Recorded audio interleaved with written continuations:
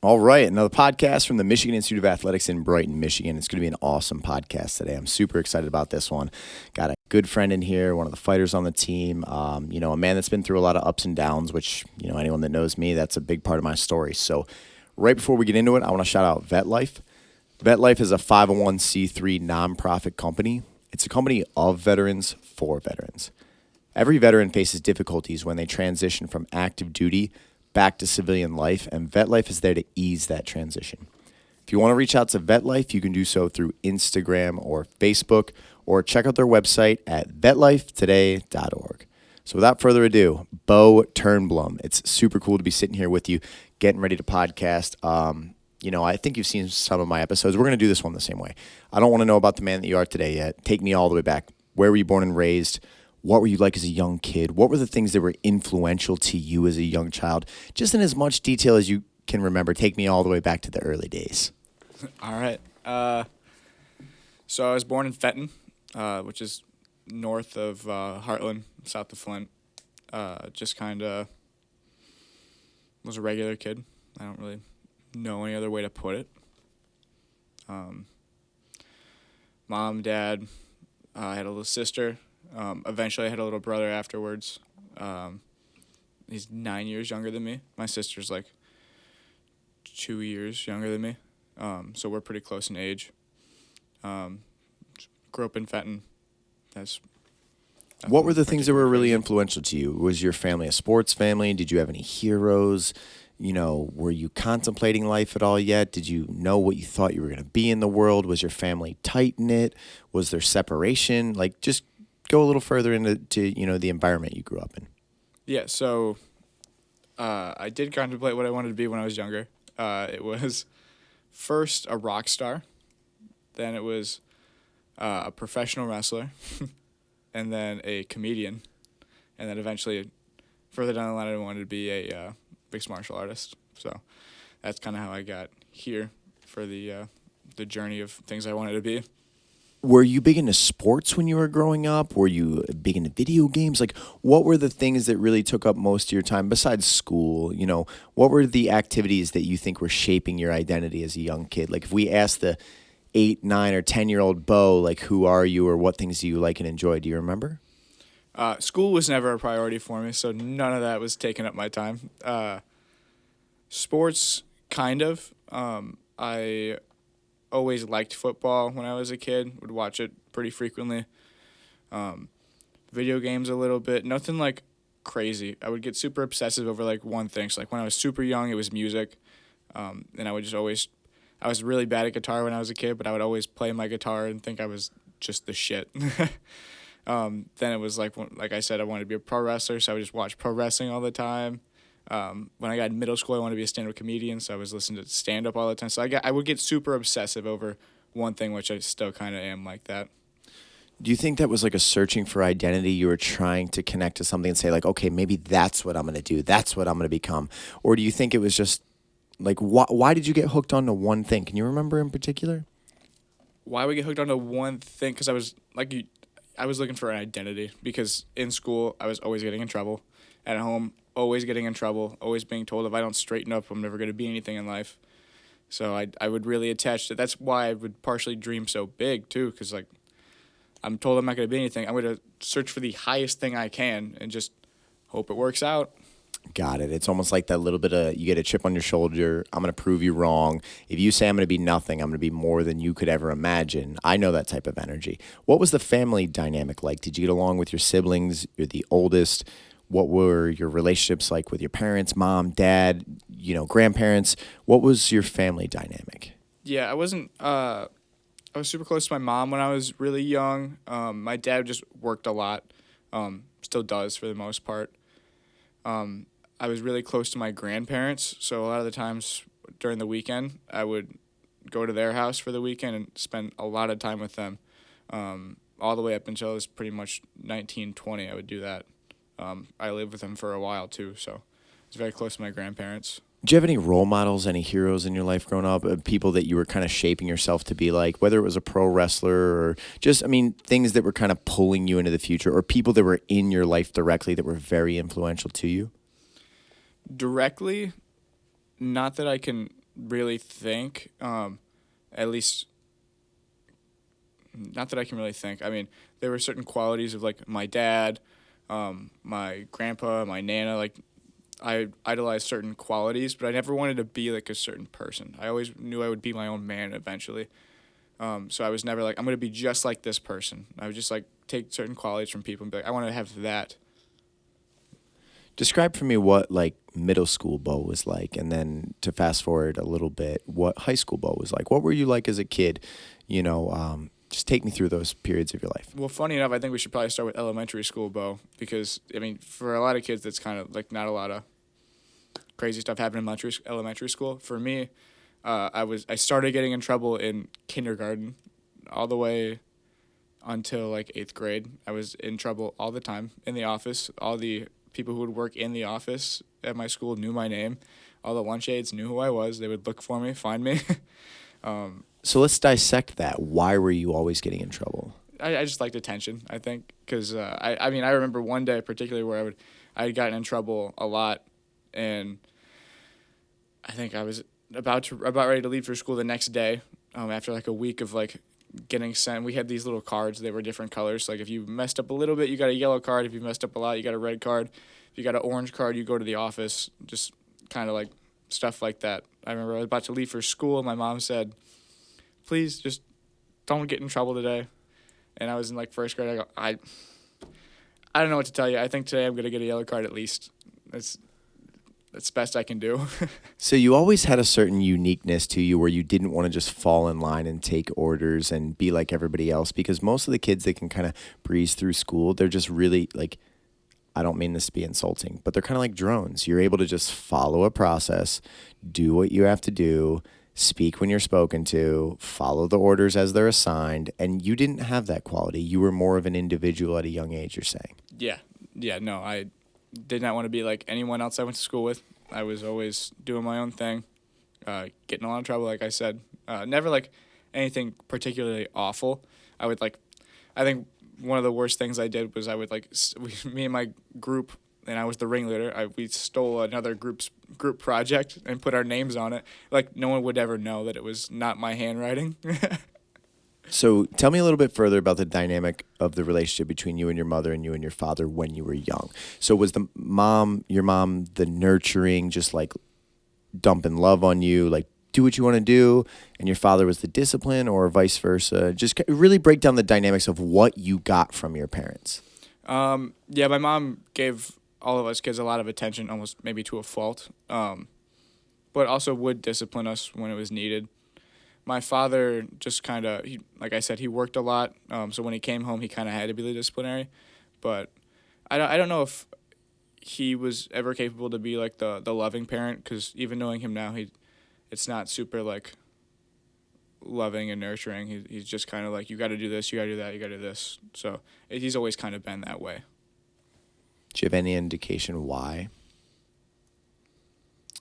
Not really, no. So let's keep going with your story. So you get into high school. Do you have a relationship at the time? What do you think life is going to have in store for you after? Did you know what you were going to be? A lot of times the pressures of life start to come in that period, like, what are you going to do for a job? Where are you going to go to school or not? Are you, your parents start setting expectations. You need to. Those three words start coming into the mix big time. Like, you need to do fill in the blank, right? Walk me through that period of your life. Yeah, so when I got into high school, I kind of just stopped getting in trouble, because everything I was doing from elementary school to middle school to get in trouble kind of didn't matter anymore. Like, talking in class wasn't going to get me in trouble that much, or any of the small things I would do. Like, yeah, it would annoy the hell out of some teachers, but, like, not enough to, like, occupy the principal's time. But I never did my schoolwork. I never paid attention in class, so I got awful grades all throughout high school. As far as relationships go, I never had any sort of relationship. I didn't really have good friends throughout my 4 years of high school. Like, I had some guys I would eat lunch with and stuff like that, but no one I would really, like, go hang out with after school and stuff like that. I was kind of a loner when I got home, but when I was in school, I was always searching for everyone's attention. So everyone knew who I was, but didn't, like, actually want to be around me, which later on still would happen. So it sounds like you're a kid that wasn't that affected by like peer pressure or trying to be someone for other people? Like, yeah, you might have been seeking attention, but it sounds like you didn't fall into like the drug scene. You didn't fall into the partying scene. You didn't fall into like a lot of the really bad decisions that so many kids just get consumed by because they just want to fit in. They just want to be cool. They just want to, have a name for themselves. Like, were you able to avoid that for that reason, or did you fall into those periods? No, I think when I was in middle school, I was hanging out with one of my buddies, and we took like a beer from his parents' closet or something like that. Very small things. Or I think I went in the woods and some kids were smoking pot one time, and I was just around them. I don't know if I actually did any of that, but and that was in middle school. So after I got into high school, I got called a punk kid a lot. Like my mom and dad would call me a punk. Like, you're acting like a punk. And somehow that kind of drove me into punk music, which a subgenre of punk music is straight edge hardcore, which I got into really heavily towards like the end of when I was in high school, or maybe when I just left high school. But I never drank or did any drugs throughout high school. So when I found that, I hate to say community because I wasn't a part of any like group of people. When I found that outlet, I'd like to say, I was kind of like, oh, this makes I don't do drugs, I don't drink. This is me. So yeah, I never fell into any sort of drugs or alcohol. That sense of belonging to any community, even if it's not direct, just feeling that like your identity is validated or something, like there's other people like me, that's okay, is a good feeling, especially as a young kid. You're searching to find like, how the hell do I fit into this world? Do I have value? What do I bring to the table? Where do I belong? Are there others like me? Like, I might not fit into this environment, but are there other people that think and act like me? It's funny that you say your parents were like calling you a punk and stuff, and actually you're like the type of person who's like, well, then I'm going to be the best punk. I'm going to go all in. You know what I mean? It's funny that I can picture that 100%. Your parents should have been like, you're such a college graduate with a perfect business degree. You're like, oh yeah, well, I'm going to do that. But it's funny how so many times teenage boys, especially, I can only speak from a teenage boy's perspective, when you put a challenge in front of us or you declare us as something, a lot of times we dig our heels in even harder. Like, tell me I can't do something, I'm going to prove to you that I can. Or if you want to tell me that I'm this, well, then you know what? Then I'm going to be it. Because if I'm already facing the consequences to some degree of being labeled as something, then maybe I'll accept that label and just be what you think that I am. You know what I mean? Like, I feel like that's a very common theme. When did you start... You know what? This is where I want to go with the conversation first. When you first start getting out of high school, there's a huge, new chapter. You're stepping away from tutorial mode of life. For those first 18 years, it's like you have to be in this location, you have to do this set of tasks, you have to, follow these basic rules. But then the training wheels come off, and it's like, are you going to go to college? Are you going to get a job? What are you going to do? Etc. Right as you're transitioning to that period, did you have any plan, any idea what you were going to do? Did you start getting pressure from your parents? Did you go through a down period, etc.? Like, right when you graduated high school, what did your life look like? Yeah, so when I was about 16, my parents got divorced. Pretty messy. My mom cheated on my dad. It was just a very bad relationship outside of even that single occurrence. I don't have very many fond memories of what a good relationship should look like. So that was partly the reason I never got into a relationship in high school as well. So I had a lot of anger. I joined wrestling. My little brother actually joined wrestling when he was 6. So he was extremely young, and I was a junior in high school at that point, so I was way behind the mark. So I joined wrestling, start doing that, get in really good shape, and I had the dream already of being a mixed martial artist at that point. That's kind of what drove me into going into wrestling. Where did that come from? One day, so my brother was already wrestling. One day I was watching YouTube, and a free fight on YouTube popped up from the UFC, and I watched it, and I couldn't tell you who was fighting, but I remember watching it, and I said, I can be the best in the world at this, and I have no idea why. I truly believe I can do this. So it was really small, and then it was kind of just like one day I want to own my own gym and do all this kind of stuff with the fighting thing, which I had no experience in, no wrestling, no anything, no really athletic background besides playing football for like 1 or 2 years. I just got driven out of nowhere. I thought I found my calling, which I still think I did. Sometimes that's how the universe works, man. I mean, because if you went back to my story, I can't tell you why I was hit so tremendously by Kazushi Sakuraba and Genki Sudo and MMA and Jiu Jitsu. I don't know why it took a grasp on me like nothing else that I had ever encountered in my entire life. And I had the same energy that you just said. I was like, I don't know how, but this is what I'm doing for the rest of my life. You guys go do whatever you want to do, whatever it is you think that's going to fulfill you. This is what I'm doing. And I don't care how difficult the road's going to be. It'll make me grow and I'll get better. And knock on wood, thank God I trusted that intuition. But it's crazy that you experienced the same thing. If you're willing to discuss a little bit deeper into this, it sounded like when you were a young kid, you had a great relationship with your mother. Tons of love, tons of support.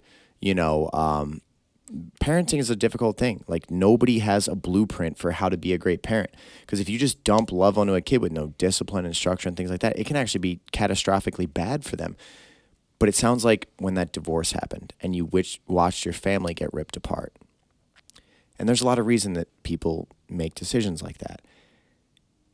Did it turn at that point into having a very bad relationship with your mother? Was it already bad prior? Just that period of your life, man. Like, because that's a massive shift. A divorce is you guys were heading down a path as a family and you all think you're in the same ship and someone goes, yo, I'm getting off. And they just jump onto someone else's ship. And like, to rationalize that as a young boy is a difficult thing. Just a little bit more into that area, if you're willing. Yeah, certainly. So like I said, I don't have any good memories of them having a great relationship. So it didn't take me by surprise because I actually remember, like, one Christmas they were fighting over probably the money spent on presents or something like that. Fighting in the kitchen. I'm in my room, and I just remember being like, I wish they would get divorced because clearly they're not happy.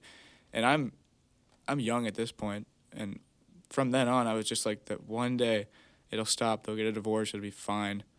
And then the way it happened when it did made me lose so much trust in both of them, honestly. Certainly my mother, from my perspective at the time, I was just, wow, I can't believe this happened. I mean, because one day we were just a normal, I shouldn't say normal family, but we were a family. And then I'd see her packing her car, and then she's gone.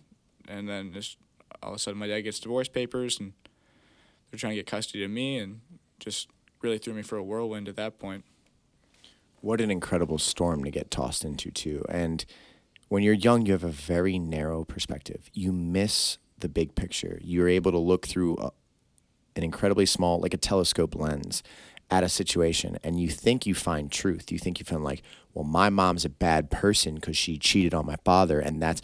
But if you really reflected upon your childhood, they probably had a rocky relationship for a long period. And yes, that might have been the final straw, but when you have a damaged relationship and people that are very unhappy, something is going to be the straw that breaks the camel's back. And it's like, yeah, you could point fingers and say that, but maybe if your father had put in different effort, the relationship's different. Maybe if your mother had put in different effort, the relationship's different. Maybe if they sought a couples counselor. Maybe if they put their family in the middle and said, okay, these are the problems between us, but it's not me against you. It is us against how do we fix these problems to take care of our family the right way.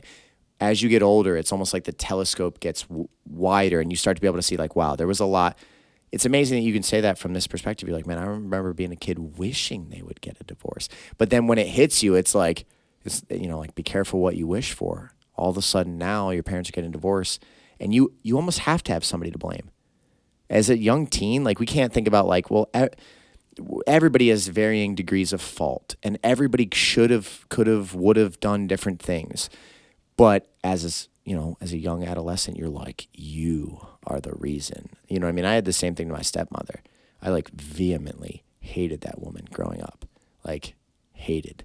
And now that I'm so much older and I'm able to reflect back, she was a broken person, just like 99% of the people I know. And broken people do broken things. You know what I mean?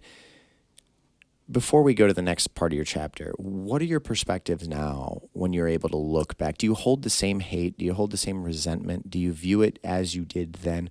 Are you working to heal it? Do you think it's actually better that your parents, if they were both very unhappy and dealing with this bad situation, is it almost better? I mean, obviously not the way that it happened, but that they are separate, just talking to those perspectives. Yeah, I definitely think it's much better that they are separate. I watched my dad throughout a divorce because I did stay with my dad the entire time. I never went with my mom, despite the custody battle that would happen when I decided that.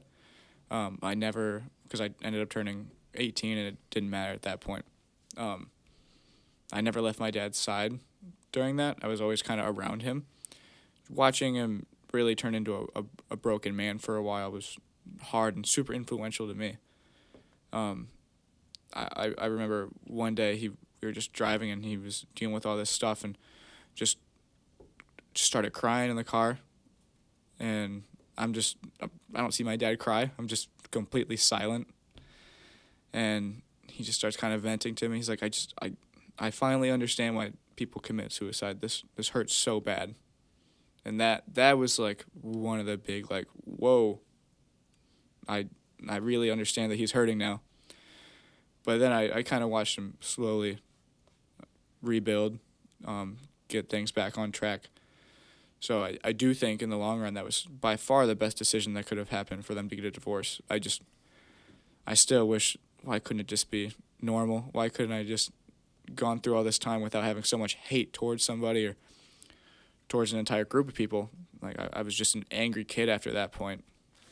But it kind of makes sense now, doesn't it? I mean, if you and I were hearing this story from another young man that we knew, and let's say he was the 16-year-old version, he's telling us, yeah, but my mother cheated on my father and my family's getting ripped apart, my dad's in so much pain. He's only looking at it from one perspective, that you and I could provide more insight and be like, listen, buddy, like if your parents were very unhappy for a long period of time, like it's probably best that they separate. Yes, the way that it's going down is rough. And yes, like witnessing your father in pain, broken down in front of you, your father is meant to be the symbol of strength and leadership and guidance that we are supposed to follow as children, and hopefully one day surpass your father. Hopefully one day be a better man, because you had good groundwork laid by your father. But to go through that experience as a young emotional kid, I'm shocked that didn't drive you to chaotic behavior, terrible decisions, drugs, horrible relationships, which actually, I mean, if you're willing to dig a little further, you just alluded to it. You said, I ended up hating a group, and for a while, you had a ton of hatred aimed at women in general, probably because of how much pain you witnessed from your father and yourself from seeing what happened when your family was torn apart. And instead of saying, no, this is an isolated incident of what can take place under these circumstances, it's not a generalization of people. The teenage brain doesn't really think like that. We want a target to point at. You want one culprit. You want a bad person or a bad group of people. You want to be able to set your aim at like, okay, these are the type of people I need to watch out for. But unfortunately, you can set that aim incorrectly. And that's what people do when they stereotype. That's what people do when they get victimized by one setting or circumstance, and now all of a sudden everybody that matches any pattern like that is the enemy. It's a terrible way of thinking. So if you're willing, dig a little bit further into that. I think we should maybe hold off on that part of the story because I think we kind of glossed over a lot of where we were going. No, yeah, keep going. So we're completely lost kid, very angry at everybody. I'm probably 17 at this point, not quite 18. Just got done finishing wrestling. My goal was to be an MMA fighter. I actually did an entire presentation in school. We had it was a senior exit project is what it was called. We had a big PowerPoint. We had to pretty much explain what we were doing when we got out of school and how we were going to get there and blah, blah, blah. So that's almost creating a vision board or like a focal point that you're aiming at, which how much do I talk to you guys about that? You had almost done that. Were you already training at that point? Did you come in here at that point? More details. Yeah, so that story about how I actually got here kind of comes before. Buddy Pointer was running wrestling things out of the academy here. My little brother, we knew Buddy. He was a coach at Lake Fenton at the time. we knew Buddy. We came in. I didn't even wrestle at that point, or maybe I had just started. So my little brother is doing a wrestling practice. Me and my sister are on the sidelines just kind of watching. And I start talking to this guy, and it's right before class starts. It's probably like 5 o'clock. Class starts at like 6, I believe it did at that time too. I start talking to this guy. I don't know who it is anymore, but I started talking to this guy about he used to wrestle at Fenton, where I went to school, and he was doing Jiu Jitsu and was messing around with MMA a little bit. He was like, "Why don't you just jump into class and try MMA?" I'm like, I don't know. It might mess with my like wrestling. I'm just getting into it. It'd be kind of hard to learn a new discipline too. Maybe I'll fall to my back and stuff like that. And he said, no, just do it. And I kind of got introduced to you, and you were like, yeah, like give me such good energy. And I was like, well, how can I say no to that? Dad, can I do class? It's free. I get a free week. And he's like, sure, we'll stay. My sister ended up staying as well and did one class, and I loved it. I mean, I didn't get to learn a whole bunch, but already having a little bit of wrestling, it was probably a couple months at the time, but having that little bit of wrestling background, I was able to like really compete with some of like the newer guys and stuff like that. So I got a huge thrill out of it. And I remember leaving, and we had come back a couple other times. And at one point when we left the gym, I looked at it from the outside when we were leaving out the car window, and I was like, one day I'm going to come back here and I'm going to train, and James is going to be my head coach. I'm going to make a living doing this, and it's going to be out of here. So crazy that it ended up happening that way. So just so you know, you made a huge impact to me as a young child. But you probably didn't even remember me until I came back and really started training. I remember meeting you. I remember meeting you and Ella and your little brother, Gage. But it was a very short conversation. I remember I talked to you for maybe 2-3 minutes, just like, yeah, absolutely, man. Like, go for it, 100%. And that was about it. But that's a really good reminder for people that you have no idea the amount of impact you can make on someone if you're genuine and authentic and enthusiastic and you see potential within them. Like, one secret I think I have, if you could isolate, like, why is anyone that trains with me successful? I can get people to see potential that exists within them before they can see it themselves. I don't know where that comes from. I don't know why that is. It's one gift that I have as a coach. If people come to me and there's even the quietest voice within their spirit that says, maybe I can be something, I am able to amplify that voice. I don't know why it is. Maybe because like I'm a dude that's come from the bottom, did things my own way, was told at every step of the way, you're going to fail, this isn't going to work. And I proved everything wrong. So when I see someone, I'm like, whatever roadblocks you imagine will keep you from your goal, they're not real. They might exist, but you can get around them. So that's crazy. That it's cool to hear that story. I've never heard that story before. So after that point, you had the presentation on MMA. You start to daydream about it. You start to think about it. When do you actually start training and committing, and what does your life look like, et cetera? Yeah, so in that presentation that I did in school, my plan had changed a little bit. I had no school. I didn't know how I was going to get by after high school. I knew I wasn't going to be able to stay at my dad's much longer because we would fight constantly. Over what?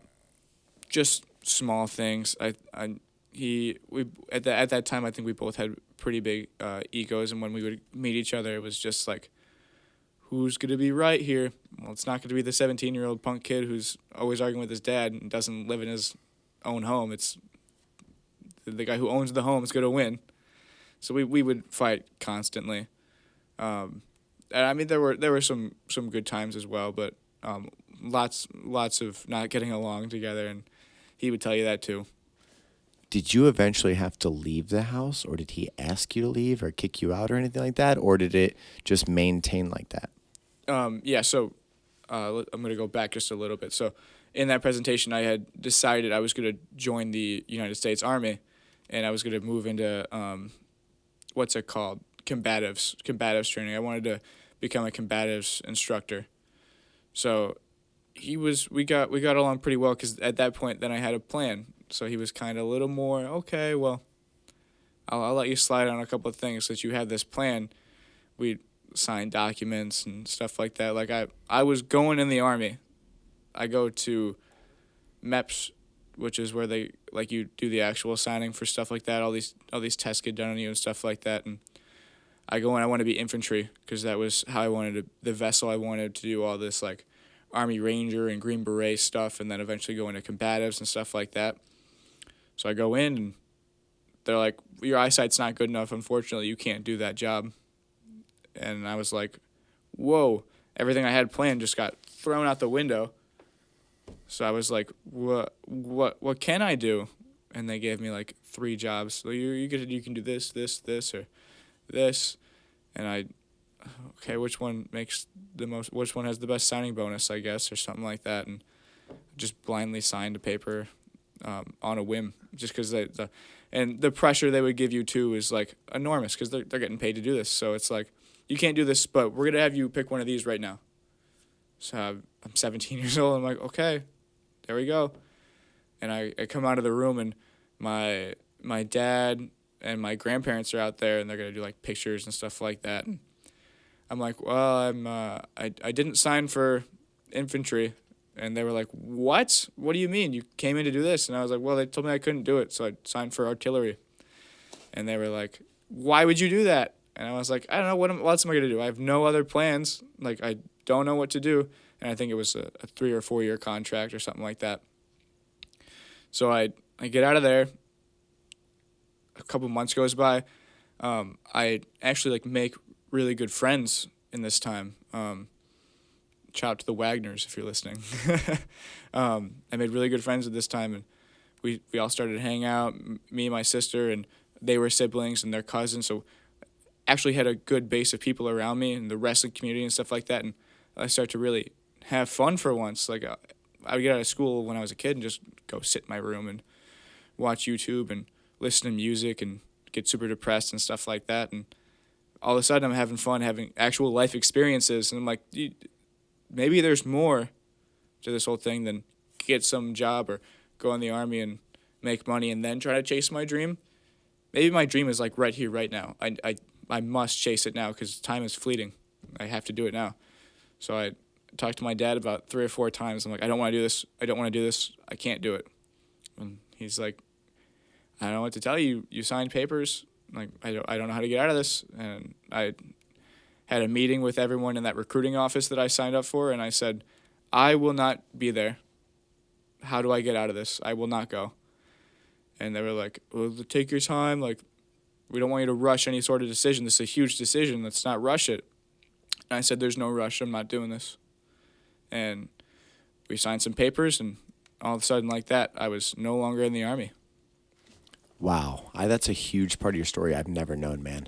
That's huge. And I can't believe they didn't ship you off quickly. When were you supposed to leave? Because you said you had a couple months after signing the paperwork. I would have thought, like, as soon as you sign that thing, in 2 weeks, they're trying to ship you off before you can even contemplate the idea of not going. I almost signed up for the military, too. Story I'll tell you at some point. But I'm shocked by that. And I'm shocked you were able to get out of it. But it's probably because you were so adamant about, like, regardless of what you think, I'm not doing it. You know what I'm saying? So whatever that has to look like, I'm not doing it. When were you supposed to leave? Do you even know? Tell me those details. Yeah, so I think I signed the contract I signed was like I'd have 3 months or something like that. So I was leaving in August, I believe, August or September or something like that. And that was on purpose because, like I said, I had just kind of made friends, and I was like, I want to live a little bit before I actually leave because I assume it's going to be hard when I leave. And I'm so grateful I did that because otherwise I would not be here right now, James. I would not be here. Thank God. Maybe just because of the fact that your time became so fleeting and you recognize you only had a couple months and you were gone, that you decided, like, I'm going to go out and live and I'm going to be around some people, and, like, because it's going to be gone. That introduced you to the fact that life is better. I just said to you at lunch, like, those who seek find. If you want to have a better life, you have to seek a better life. It doesn't just come to you. And it's like you put yourself out there, and then all of a sudden the universe showed you, like, maybe it won't always be like it's been. Maybe you don't have to be the depressed kid with no connections at home alone. Maybe there's a whole other chapter out here waiting to be written. And that's a game changer. I can't believe you dodged a bullet right there. Probably several bullets. Literally. With the Army, infantry, even artillery. You dodged several bullets. So at this point, you're not training. You don't have to go to the military. You're back to a blank slate. Your father's probably not happy about that. You know what parents want? Plans. If you're a parent and you're watching this podcast, chill. Stop pushing your children to have the next step figured out. Stop telling people they need to already know where's your job? What are you getting paid an hour? What are you going to do with yourself? That is one of the biggest dream killers in life because kids do not want to disappoint their parents, and that pressure breaks people. You know what it does? Someone with a dream, someone with passion, someone that wants to chase something great, they crumble under the weight of, I guess I'm a loser if I don't do this, so I'll work at Walmart. No, you're a loser if you give up on what you should be in this life and do something that means nothing to you for the satisfaction of others. Parents, you got to stop. Because it always comes from the angle of like, since we love you, this is why we're telling you this. Well, because we don't want to see you struggle or fail, this is why we're telling you this. No, you are causing failure and struggle if you implement that type of thinking on your children. Or that type of pressure, let's call it. So let's continue with your story. You're not training. You dodged the army. What happens next? Yeah, so like I said, me and my dad would fight a lot. I'm 17 now. No longer have the plan I had. And another big factor of me being like, I need to get rid of the army plan and just do this instead was, I was like, why would I go through all the trouble to do combatives training, which in the grand scheme of things isn't an actual great form of combat. It's very specific and probably would not translate to MMA very well. Hindsight's 20/20 though. Why would I do all that for X amount of years to make a decent salary that I probably wouldn't be happy doing when I could just get rid of that entire thing and then just chase my dream right here, right now? People who like plans don't like to hear that I threw an entire plan out, and I'm now going with a completely different one. So the fighting between me and my dad increased. It kind of culminated in, I think I threw away one of his gardening gloves when we were on a camping trip on accident, and he got pissed. I mean, there was a lot of things that added up to that, but like that was the final straw for him. And he was like, I think he rhetorically told me to leave the house, and I actually did. I left, and then called my grandparents and said, Nana, I got kicked out. I need help. They're up north, so they were like, I don't have to tell you, buddy. We can come back in a couple of days. We can't just leave right now. And so like I said, my friends, the Wagners, and I went over and I stayed at their house for a couple of days. And when they came back from up north, I went and I lived with my grandparents for probably about a year, maybe a little bit less, I think. And it was around that time where I came to the gym, and I think I came in for one class. And me and my dad still talked a little bit. So my brother was here, and I came in, and I was like, I'm gonna come do class too. And I talked to you, and I was like, hey, I want to be a fighter. Don't know how I'm going to do this, and you were just kind of like, let's just do class, and we'll see where it goes from there. And I did class, and from what I remember, I did really well for having almost no grappling experience. And I had a little bit of training. I met somebody when I was in high school, still 17, who was trying to be an MMA fighter, so we would kind of exchange knowledge. He was a Jiu Jitsu competitor, so I would teach him wrestling, he'd teach me Jiu Jitsu. So I had a little bit of training. So when I came in here and did well, I talked to you, I want to be a fighter, blah, blah, blah. I went home that night, and I was like, I can't wait to do it again. I need to text James right now. So I went on Facebook, friended you, sent you a message like right away. I was like, hey, dude, I have no money. I want to train. What can I do? And you were gracious enough to help me and give me a little bit of leeway on payment and stuff like that for a little bit. And yeah, from there on out, I was dead set on just being a UFC fighter, being an MMA competitor, and eventually being a coach one day. So you had a little bit of a safety net with the grandparents, is what I'm hearing, because you get kicked out. That's normally a horrific experience. You know, it's like, am I going to sleep in my car? Am I alone? Do I have to scramble a couch surf? Like, what do I do? Do I crash with a friend? Do I feel like I'm a loner or out of place? I actually didn't have a car. I had no license. I had no car. I had literally nothing. Yeah, so you're in a tough spot. No bank account either. A lot of young kids now, like, that's something that you guys should think about. If you're 13, 14, 15, 16, 17, you're listening to this podcast, you should be working to build your competency and your skills and your communication and your just you need to build yourself up, because if the rug gets pulled from out from under you, it can be a terrible experience if you do not have a safety net. It'll probably be good for you in the long run. Won't feel like it in the short term. You had a safety net in your grandparents, though, and luckily they were like, okay, we'll make it work. When you were there, though, was it affecting your self-worth? Did you feel a certain way? You now have this conflict between you and your father. You've been kicked out. You're not even an adult yet. You're 17. You're still in high school. What does that period look like? Before we start talking about the gym and what training did for you and all those things, how were you feeling in that period? What was your life like? What was your mind like, et cetera? I was out of high school. I'm young. I was 17, almost 18, because, my birthday was in July. So I think I was just kicked out, about to turn 18 at that point. And I had already signed my papers. I was still 17 when I was like, I'm not doing this anymore.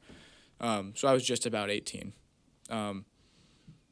What was the question again? I'm sorry. Your psychological state during that period. You get kicked out. You've had this issue with your father. You have a bad relationship with your mother at this point. You're still very angry, resentful. Now all of a sudden your father kicks you out. He's out of the picture. You're now a boy with neither one of your parents really being there for you. It's like you're thrown onto your head. You're kicked out of the nest, and luckily you had another nest to go to. But what was that period of your life like mentally? It was pretty rough. But somehow I didn't really let it get to me that much. Like, my dream never subsided. I was just kind of like, this is what I have to go through to be the best, apparently. Like, I love my grandparents to death, and my grandmother, my Nana, was a little more lenient with me chasing my dream.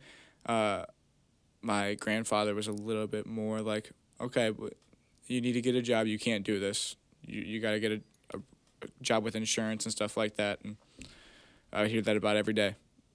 And it would chip away at me, but I just, that never really got to me that bad. Like, I would get in bouts of depression where everything was going wrong, but I still had the gym, and when I was in here, that dream was alive and well, so it never got to me that bad.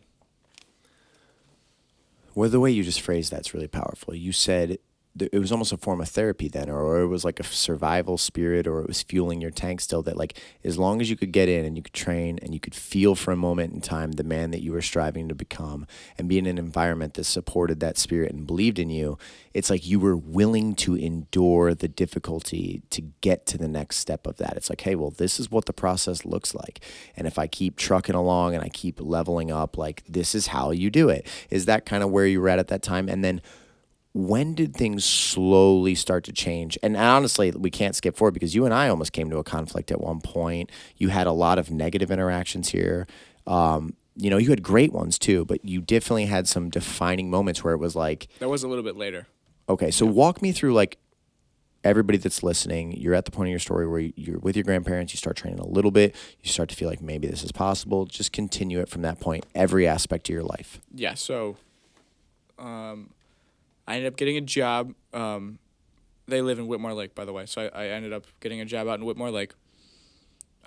Started working there. Didn't really, I was barely 18, so I was just being a host and bussing tables, Zuki Lake Tavern, which wasn't not my favorite job. Didn't quite like the environment. It was very toxic to be there.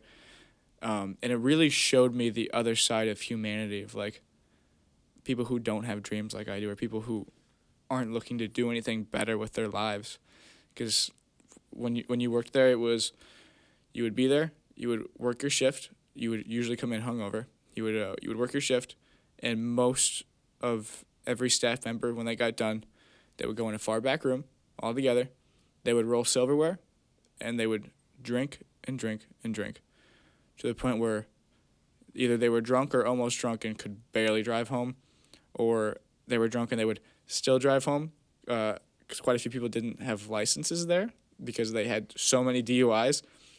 Anyone who did have a license there also had a DUI, and then there were people who were probably too young to have gotten their DUI yet. That those are the three categories of people.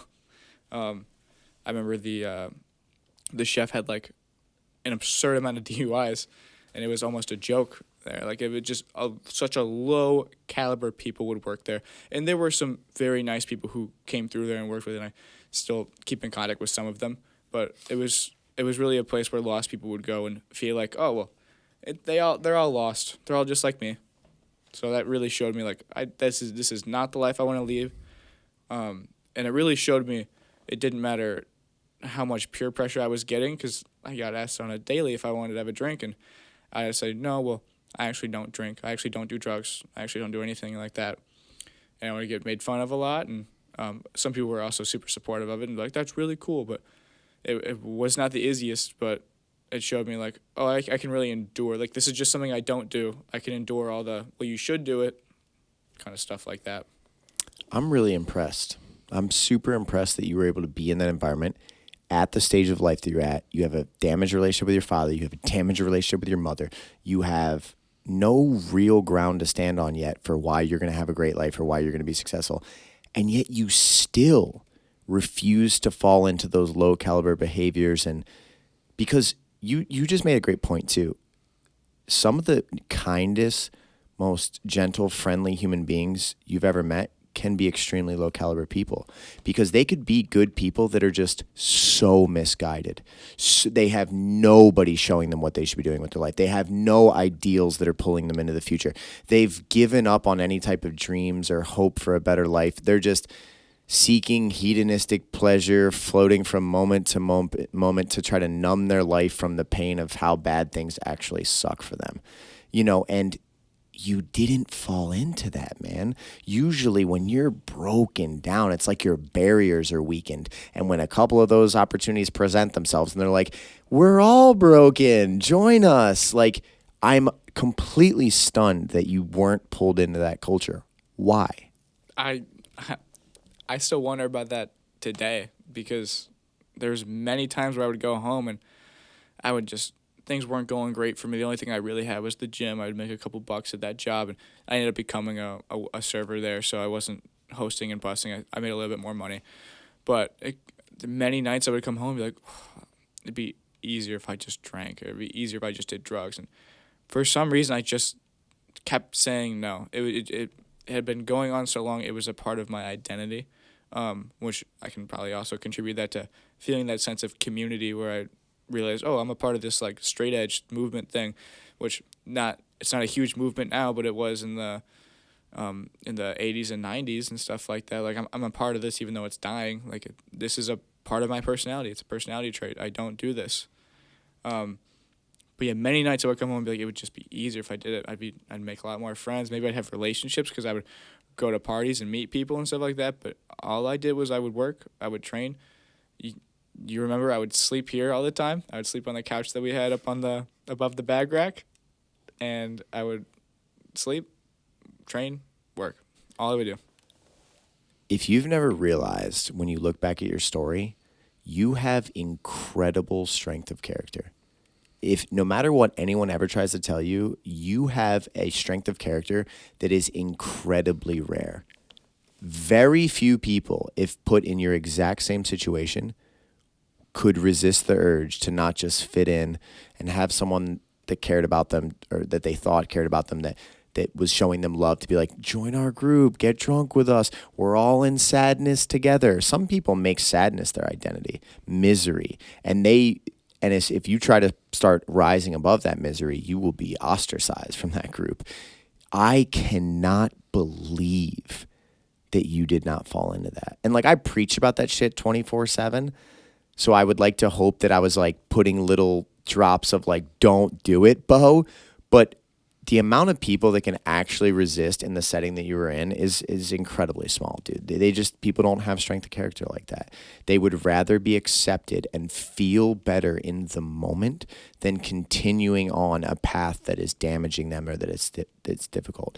I think you also spoke incredible wisdom when you said, thank God that like straight edge was a part of my personality and my identity, because that's like such an influential thing for children. That's why culture matters so much. That's why so many people, there's a lot of outrageous shit going on in our culture right now.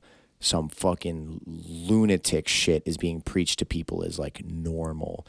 The reason it's so detrimental is because if it gets into the identity of young children and then it takes them down incredibly destructive, terrible paths, their life is going to be in ruin, and it's a product of the belief system. It's a product of the ideology. Just like you're a product of saying, despite this temptation, despite the ease of doing this, despite how this might numb my pain in the moment, it's not who I am, man. I'm meant for more. I'm above it. I'm not doing it. That part of your story, one day when you are successful and you've achieved so many of your dreams and you're helping other people, this part of your story is one of the most impactful things that you're going to have to tell people about, because you had this easy escape right in front of you. And there was something about your spirit that refused to take that path. You better look into that forever, because your real strength at the highest level is in that essence. So let's continue on your story. Things at the gym, when you're first, a newer member here, you get way more slack from me. That's like one thing that I'll be honest with. Newer people, I don't really care about what level someone is when they come in. I don't care if you're the lowest caliber, shitbag, liar, evil. What I care about is your trajectory upward? Are you trying to be better than what you were? Do you care about building yourself into being a better man? Do you care about learning how to be a good teammate? Do you care about wanting to build a better life? And if the answers to those things are yes, I can set aside a lot of shit. Now, I have some non-negotiables that, like, if you do certain things, you're just gone, because there's certain lines you just can't cross. But what I always saw in you before we even talk about any difficulties, and I went to bat for you, sometimes against people that were very close to me, saying, I know what you see on the surface, and I'm not even saying you're wrong. But what I do see is a young man that has an upward trajectory, that wants to be better than he currently is. And he wants to get to a high level. And there's a good heart behind that. And those type of people I will go to bat for until the ends of the earth, because that was me, dude. The amount of people that counted me out, that looked at me when I wasn't anything and told me I couldn't do this, couldn't do that, they're a million. So I always kind of sympathize, I don't even know if that's the right word, with the people that are like that. And I'm like, dude, you'll see. That person's going to blow away your expectations. Walk me through like the progress of you at the gym, from going from like new member to really member of the competitive team. Now all of a sudden the standards start to come in. You're at this level, and here this asshole Coach James is being like, no, you need to be at this level. You get a relationship from work. Let's talk about how that comes to fruition, how that affects your life, etc. Let's build from that point. All right. So where did we just end off at?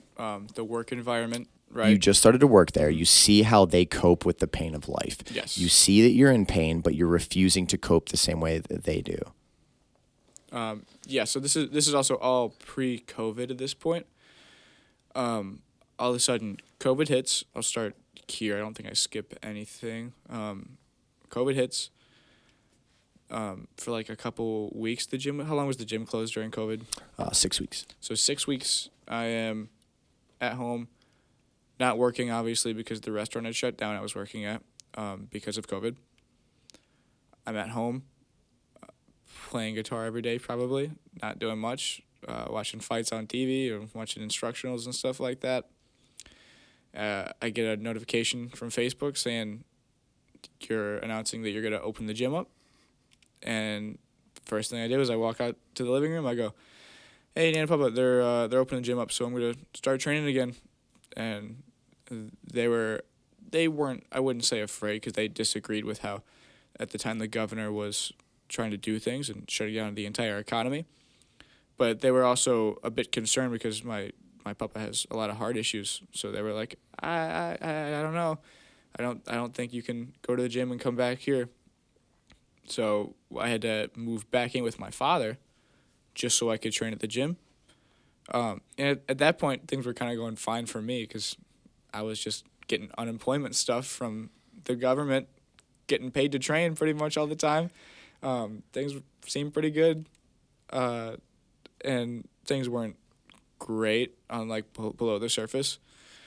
but they weren't bad either. It was a time where I really got by and was able to just realize my full commitment was fighting. I really loved fighting, because otherwise why would I risk my life going to the gym every day, and I had talked to you a lot beforehand before the gym opened again.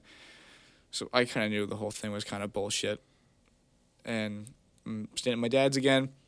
I get an offer or an opportunity to rent a house with another member from the gym. I move in with him. COVID's still kind of going on. The restaurant opens back up. I'm back in doing that thing. Around that time when I moved into that house was kind of when I started to become, I hate to say like a main member of the gym, but like people at that point knew who I was. I hadn't fought yet at all, but I was a main training partner for a lot of good guys. Like when Taylor fought, I was one of the guys that he would use for his simulation rounds for the Ultimate or the Contender Series. So like I remember I was watching TV at the house I was renting, and all of a sudden I'm watching ESPN, Taylor's fighting, and a picture of me and Taylor comes up. I'm like, yo, no way.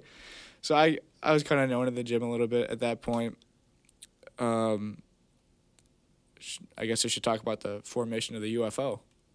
No, you don't even have to talk about that. I mean, if you want to, but don't go into deep detail, other than the fact that you and your friends started a fight club within my gym without my knowledge, that then I found out by looking at security footage one night. Like, if that's not a good expedited version, I had to sit down with my fiance and be like, look at these crazy motherfuckers running a goddamn fight club when I leave the gym at night, okay?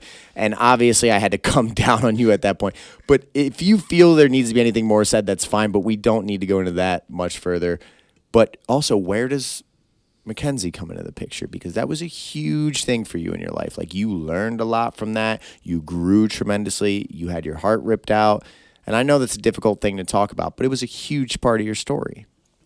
Yeah, so the UFO thing, we did everything you just said. And that was kind of when things were really bad for me, because the two were kind of connected. I don't know if I ever kind of told you that part. So I met a girl at work. Pre-COVID, post-COVID. Pre-COVID, technically. Yeah, it was pre-COVID. Started hanging out with her, and other people as well. End up kind of getting into a relationship with her. And she had a boyfriend, and things were super back and forth. I wouldn't know she had a boyfriend all the time, and they were broken up or they weren't. It was super, super dicey. And I was certainly at fault with some of that stuff as well, but a lot of the things I didn't know the full story, or I was being told one thing when clearly it was a different thing. I'm not going to get super into that part. But I was going through literal hell at that point, because my heart's being torn open and sewn back up and torn open and sewn back up every single week. Like this was the darkest period of my life. So I had a lot of anger from the situation that happened with my mom. And then all of a sudden this girl that I'm crazy in love with is doing this to me. I'm pissed off at everyone I meet. And people wanted to say that it was directed at women. It was directed at everyone it could have been, except for close friends. And even then I didn't treat close friends well. So where the UFO comes into play in this is it was almost like a vessel for me to be an asshole to people and have it be funny. I was playing the part of being Dana White, and we do matchmaking and stuff like that. It was, for how bad it ended up being, it was a lot of fun. And I think you could probably even admit that. Everyone in the gym was kind of having fun with it and stuff like that. But I definitely used it as a vehicle to just be really rude and toxic to people and make them feel as bad as I was feeling. Like, maybe not on purpose or consciously, but like that's, in hindsight, clearly what I was doing. There's a famous quote that says, hurt people hurt people. And it's so true, dude. When I see people going around being destructive to others, no matter the level of it, I know that they're in some form of pain. Because unless you're just an evil human being, Happy, fulfilled people don't want to see others crumbling. You want to see others winning. You want to hear happy stories. You want to see success. And I knew you were struggling at that period, clearly. I mean, it was all over. It was obvious that you were struggling. Was Mackenzie one of those people that you were discussing earlier that would just like maybe come in hungover? She was a part of that group that would just drink her pain, to numb it and things like that. And if so, and you fall in love with a woman like that, you still held your ground on being straight edge. You refused to drink. You refused to do drugs, even with her doing so? Yes. Yeah, it was pretty wild, like what I would put myself through to deal with it as well. Because, I mean, like I said, I never had any relationships. I mean, I never had any like, this was my first love at 18, 19. And she was a couple years older than me at the time. She was 26.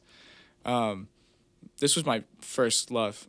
So I put up with so much. She was, like I said, one of the people who would come in hungover, getting drunk just to get through the day and stuff like that.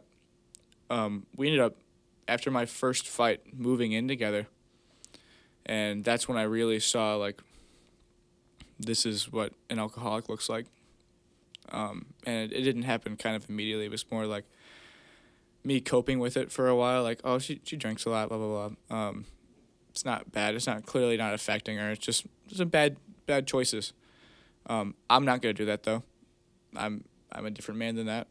I don't make those choices. She does, but one day we're going to get through this, and I'll make her better. Because I'm that good of a man is what I thought. Ended up moving in, and I'm like, she's clearly an alcoholic, and I leaned on you a lot during that time period because I couldn't talk to anybody about the troubles I was going through besides you, really. Yeah, that was just a really tough time for me. I remember that period. And I remember some of the conversations we had, and you were in a lot of pain and a lot of I don't know what to do. And that is you want to talk about the darkest period of life. That's hands down one. It's like you're willing. Most men, we're willing to endure a lot for a sense of what we should do, for family, for legacy.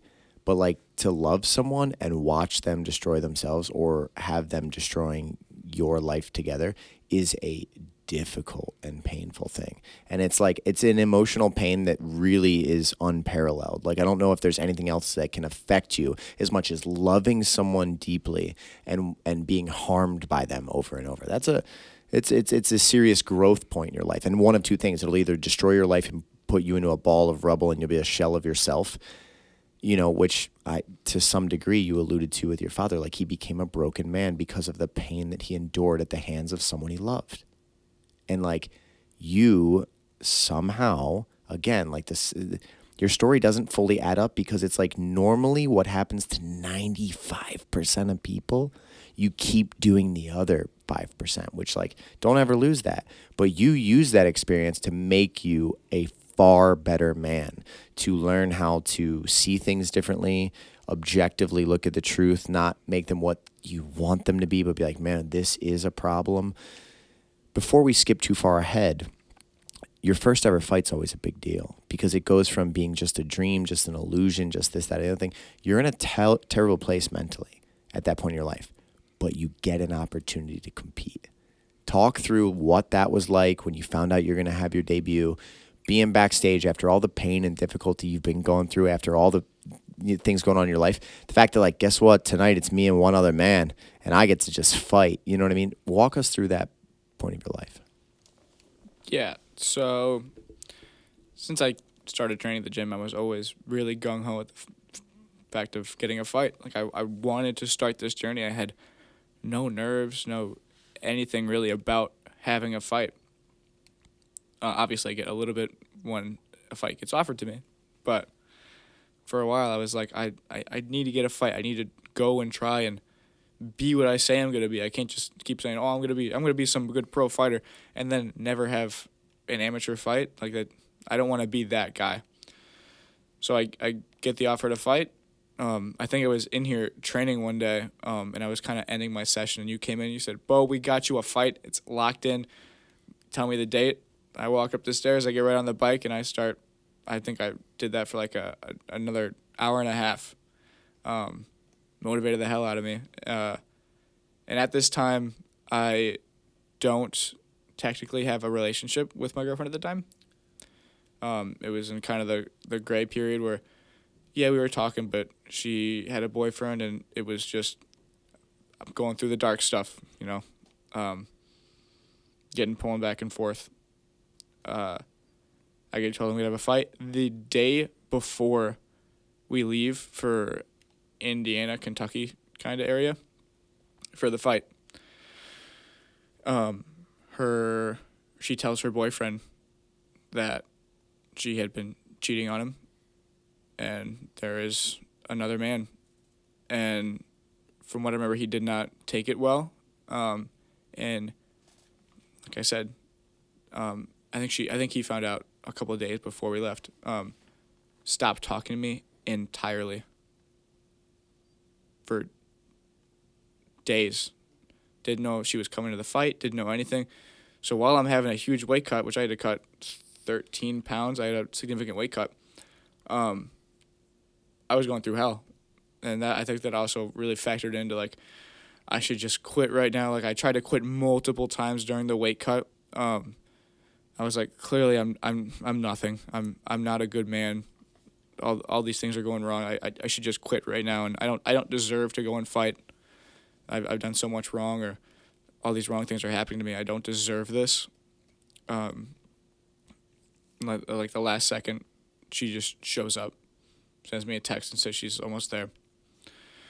So really pulled me all over the place, put me in a crazy emotional state. We go to the venue. I weigh in. I make weight barely. I do a face-off. I'm just really actually excited.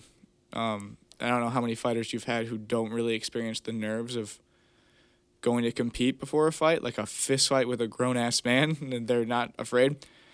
I'm one of those people. I genuinely was just so excited to go and compete, despite the crazy mental state I was in, despite everything that was going on in my life. I was just excited to go and finally show what I've been doing, like prove everyone wrong. You get like the nod of approval from people who are being like, you shouldn't do that. That's crazy. So excited to go in there and compete. I'm winning the fight pretty handily. Last second, I threw an illegal knee to my downed opponent and lost the fight like that. Just gone. Everything I'd worked for felt like it was just ripped out of my hands because, in retrospect, I was not living a consistent life, so how could I consistently make good choices? That's kind of how my first fight went.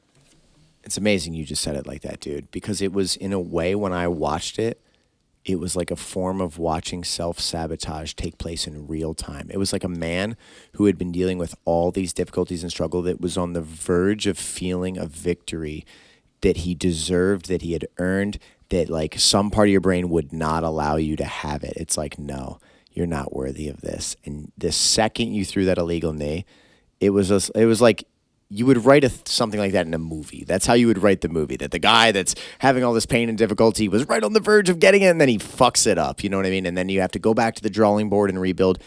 The good thing is that's exactly what you did. You could have been like, I'm a failure, I'm a loser, I'm this, that, and the other thing. Look at my life, look at this.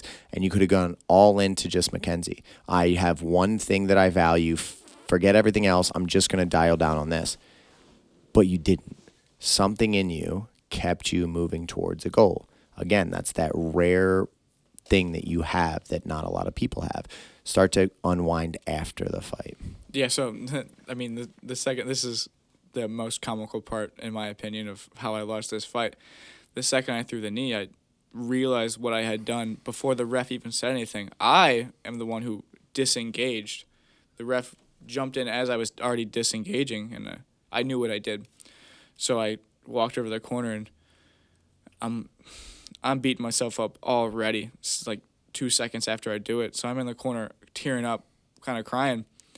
And I hear someone from the crowd go, that's fucking illegal.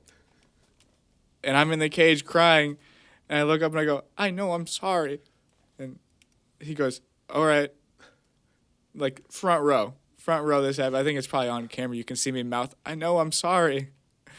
So after the fight, I had a teammate fought, and he won in a pretty dominant fashion. So we were kind of celebrating. I was able to brush it off a little bit after I talked to him because I didn't know if I was winning or not. I mean, after I watched the fight, I knew I was winning. But when I met the guy who I had just fought, and he goes, dude, you are really good. Like, I threw the kitchen sink at you. You did not flinch. Like, that was an amazing fight. Maybe we can redo it sometime. Talk to his coach, and I could kind of walk away being like, oh, I'm still good. I still have the ability to win a fight. I blew it. I just blew it, and that's just the reality of the situation. So I walked back. I kind of get in teammate mode. I'm just trying to be a good teammate, not focus too much on that. And after the fight, we do a little after party thing, and I'm hanging out. I'm not in the best mental state, but I'm putting on a face. Well, my girlfriend at the time, obviously, like I said, big drinker. I was ready to go. I wasn't in a great spot. I think you had already left.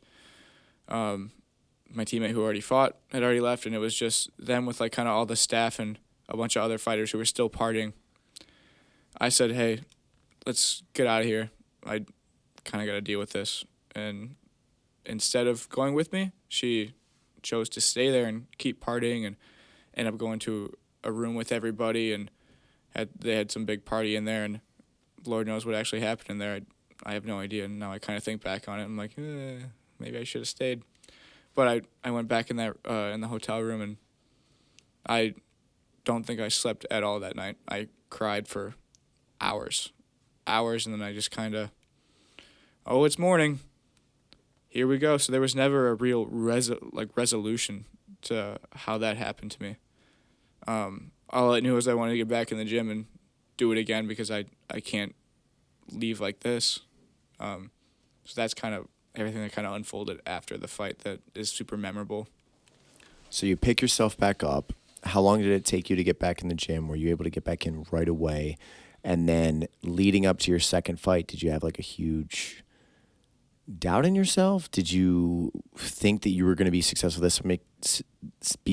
this time because you recognized that you self-sabotaged before?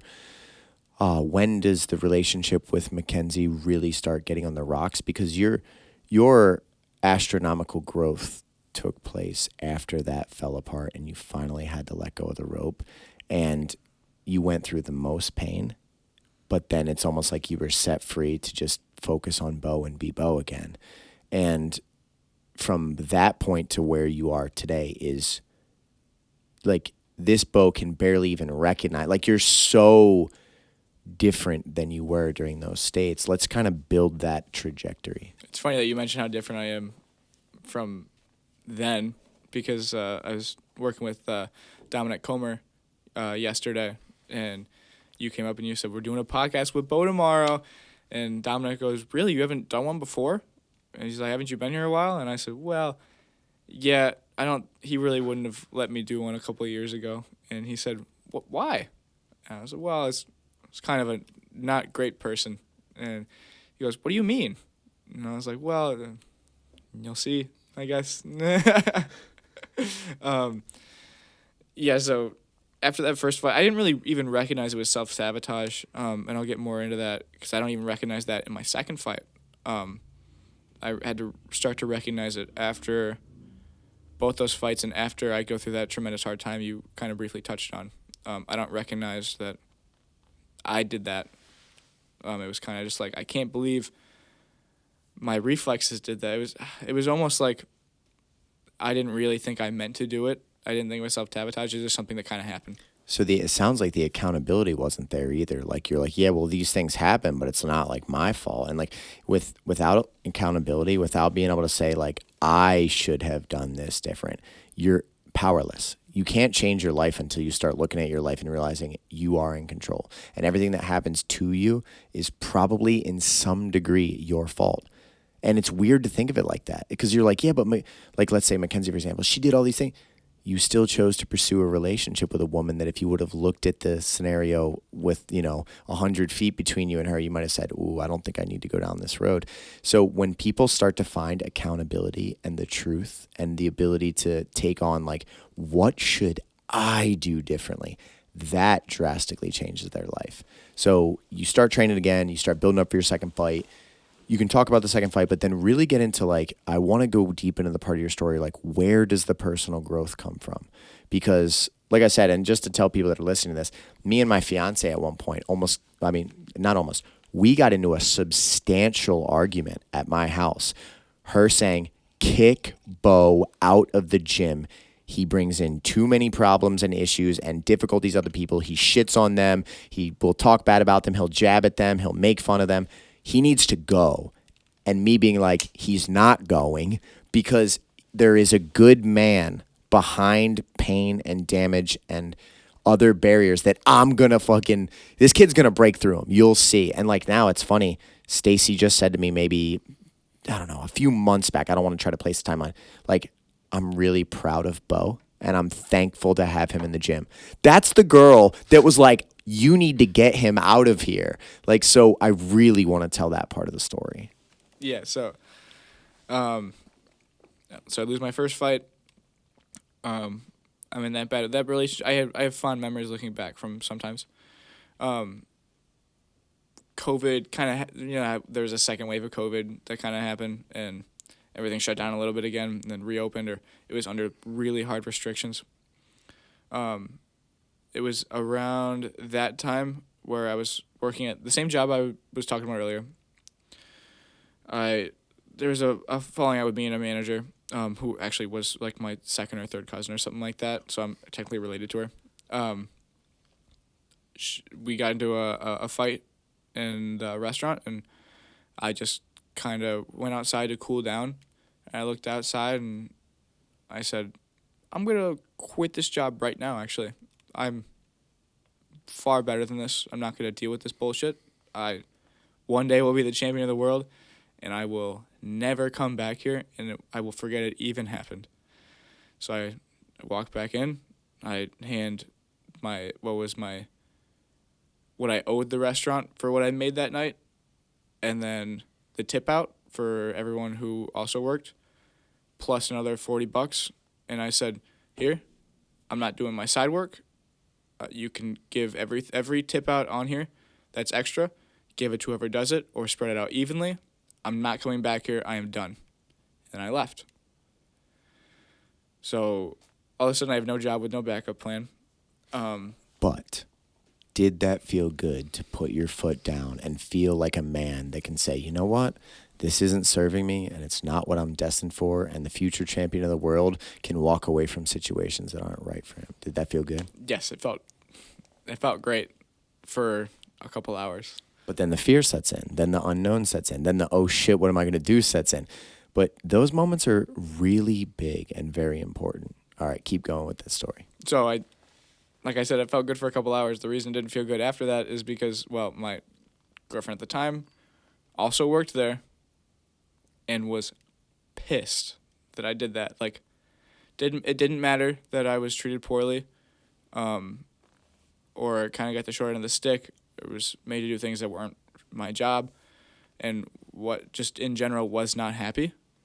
What mattered is you did something that I don't think is great. I heard it from a different person, and now I'm going to make you feel bad because of it. So she drunkenly said she's going to break up with me and went to somebody else's house and stayed there and came back and locked the door to our bedroom so I could sleep on the couch and stuff, and just some really awful stuff. And that was kind of the start of when the relationship I was in got very dark. So it's right after COVID. Places are like kind of hiring, but also they're not always open because of the hours they have to work around. So I'm looking for jobs where I can actually kind of support myself, and not finding anything besides like, you can work in a fast food place, we'll hire you, blah, blah, blah. Nowhere else was hiring like immediately. It didn't matter who I reached out to. It didn't matter.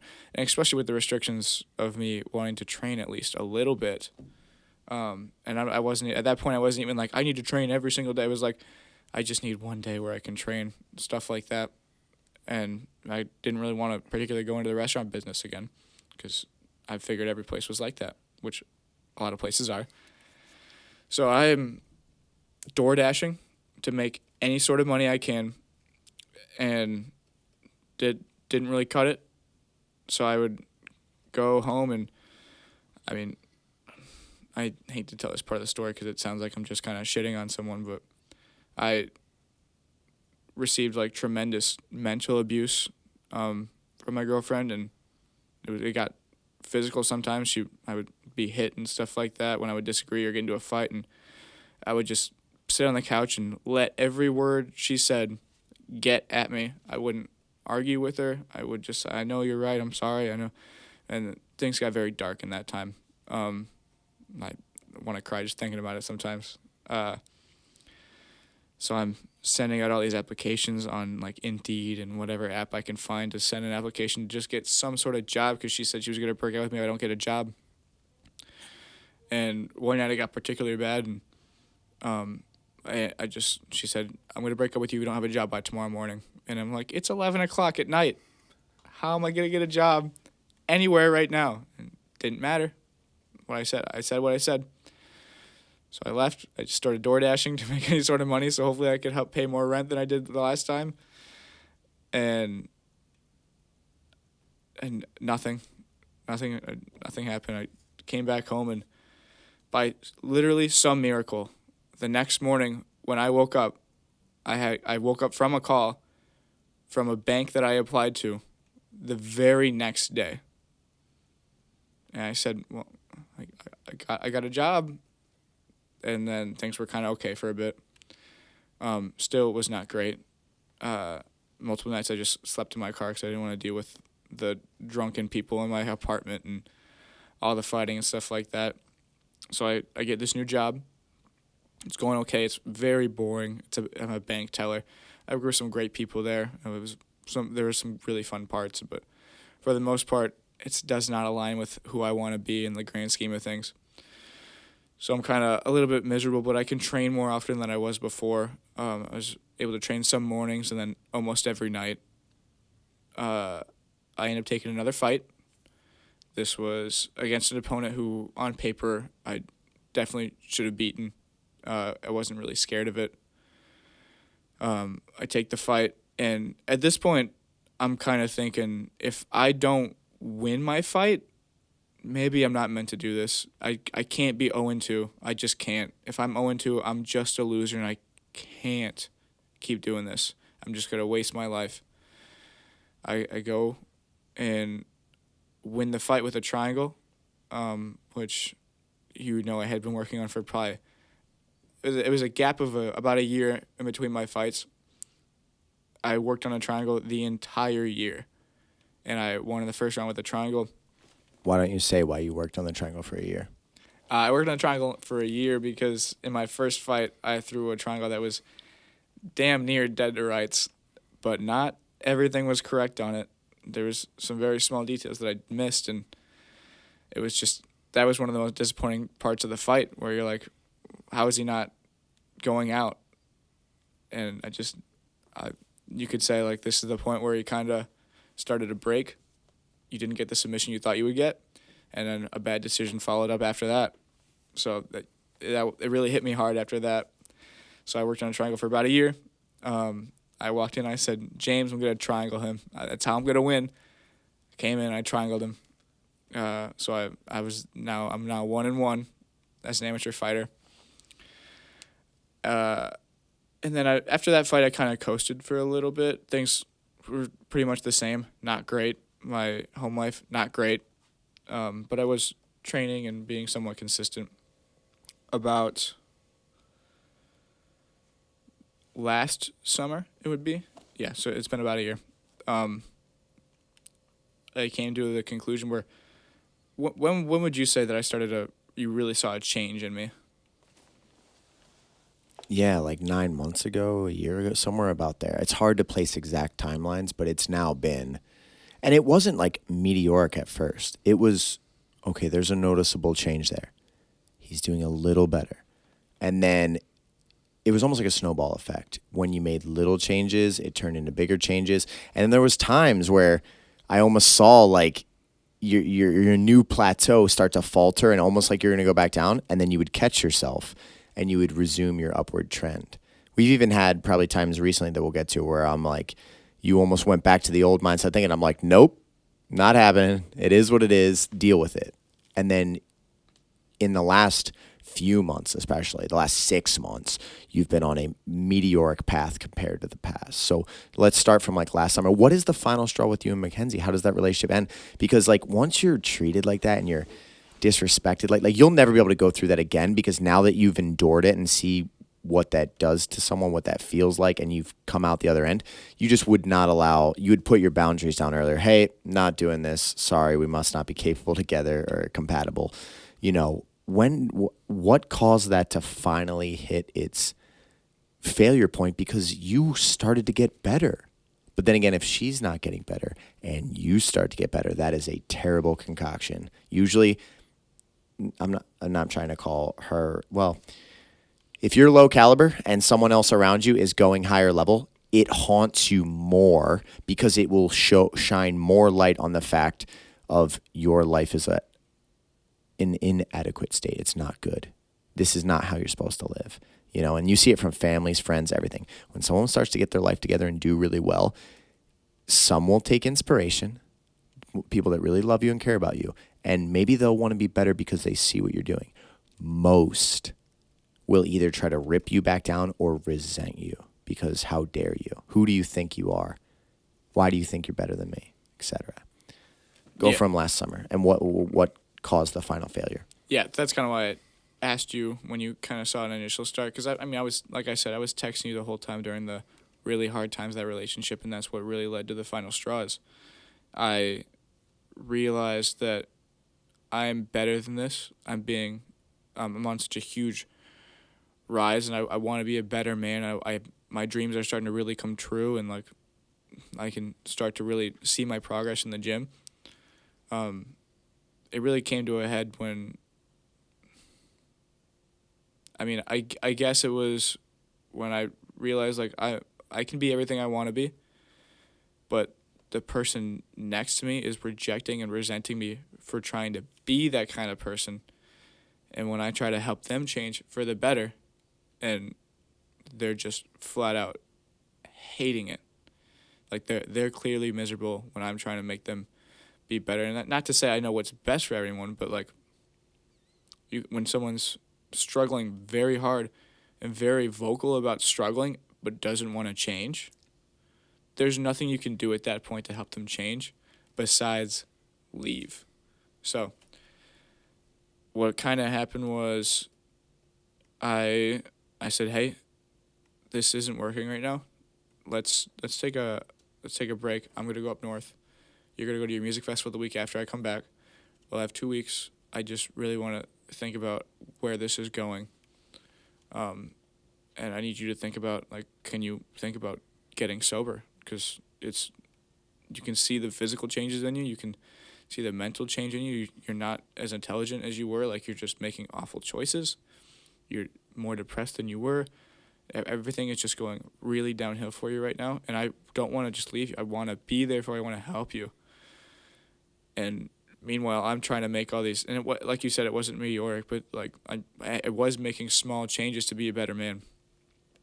And I go up north for the week with my grandparents. I remember talking to them, and she said, "Well, why do you think she's an alcoholic?" And I said, "Well, I asked her. I grabbed a calendar and I said, how many days out of this month have you drank?"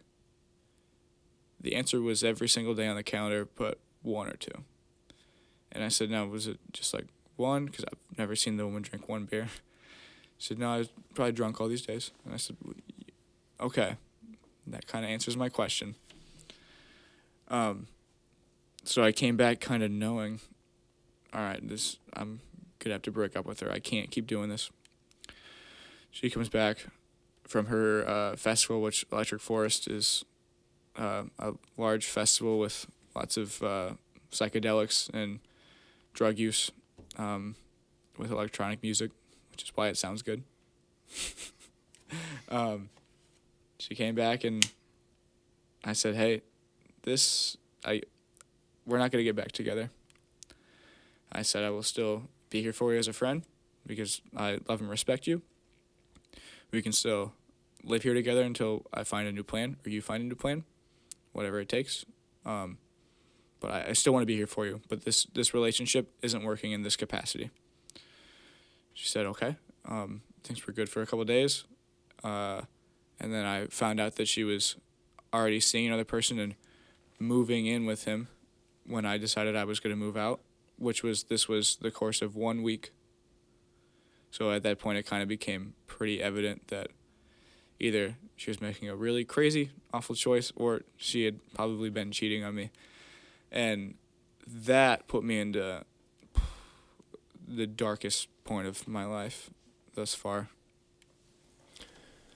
So when you hit that rock bottom, which is that's what people call it. You have to hit a certain rock bottom to have the right foundation a lot of the times to build up correctly. When you hit that rock bottom, what was it about your spirit or your life or your mind or your beliefs, or what was it that got you to move forward? Because some people's rock bottoms last for weeks, months, years. Rock bottom can break people so that they never return to even their former level or, seek greatness. What was it that you found in rock bottom that made you move forward so that we sit here today where you look at those? That's a distant memory of the Beau that you were. That's only a year ago. So what is it that you found in rock bottom that allowed you to move forward, and how did things start getting better? Why did they start getting better, etc.?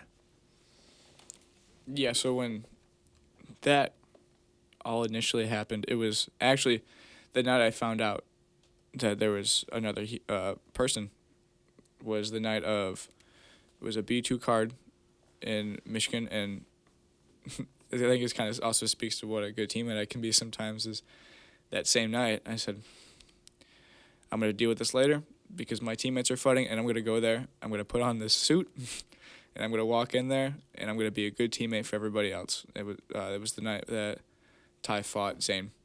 So I go there. I left a couple of times to go cry in the bathroom, would come back like nothing happened. And the night did not go great for our gym that night. So it kind of amplified things a little bit. But we went to dinner afterwards. It was me and Ty and one other person was there. And Zoe. And we were just kind of talking and blah, blah, blah. And I said, hey, just so you guys know, me and Mackenzie broke up. And they were like, what? Because like I said, you were the only person I ever told these problems to. Ty at that time was my best friend. I never, ever said anything bad about this woman to any of my friends because I didn't want to give the illusion that things were bad because I thought everything would work out fine. So we're like, what would happen? Kind of gave them the whole story I just gave you. She shows up to the place we are at with her new boyfriend and comes up to our group and starts trying to talk to me. I said, I'm not doing this. You gotta leave or I gotta leave. I can't do this. And she said, well, I'm here with a bunch of people. I can't leave. Starts trying to follow me. I go outside and I start just crying on the sidewalk for 10, 15 minutes. And then my friends come out and find me and we go to their house and Spencer, Ty, and Jackson all agreed to let me live with them. And that was huge for me because I had nowhere to go. All the family I reached out to and said, hey, I don't know what to do. My girlfriend just cheated on me. I can't live with her. I don't know where to go. They all said, sorry, you can't live with us. They took me in, and I will forever be grateful for that. And they were extremely good to me. I was in that dark spot for months, and they would put up with it. It didn't matter what kind of good time we were having. Sometimes I would just start crying. Sometimes I would just get really quiet and leave. They would come find me and talk to me, and that helped me get through it a lot. So we're discussing your rock bottom right now, and like really, I think the foundation that you've now built to the man that you are today.